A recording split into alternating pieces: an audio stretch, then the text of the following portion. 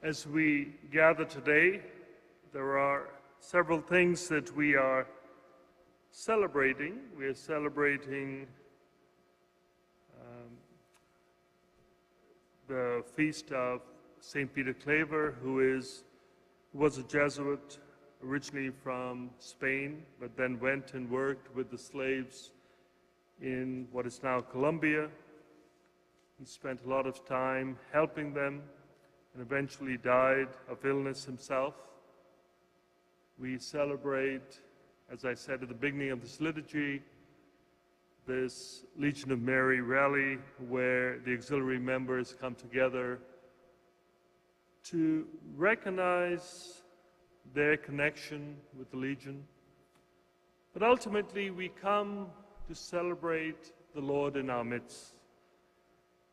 And sometimes we get caught up in rules and regulations, and that is what we see in today's gospel, where the Pharisees are all concerned because the disciples of Jesus are plucking heads of grain and rubbing them in their hands and consuming them because it was considered as work.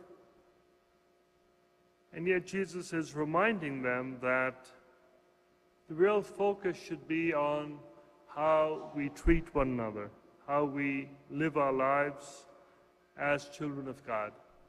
So as disciples of Christ, we need to try to reflect on how we live our lives as disciples. And what does that mean? And I think Mary certainly serves as a great role model for us in terms of recognizing how to live our lives as disciples of Christ. Notice what Mary always says is, listen to him, do what he tells you.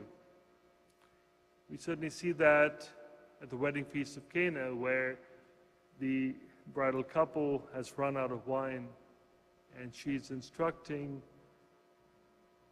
the servants to listen to what Jesus is saying. But I think it's much more than just that particular event. I think she reminds us to listen to his word, to follow his lead, to be witnesses to the gospel. Yesterday we celebrated the Nativity of the Blessed Virgin Mary. And in the gospel for yesterday, we had it mentioned about Joseph, who was a righteous man. So both Joseph and Mary serve as great role models of what it is to be disciples. Both of them didn't fully understand everything that the angel had told them, and yet they were willing to trust, trusting because they knew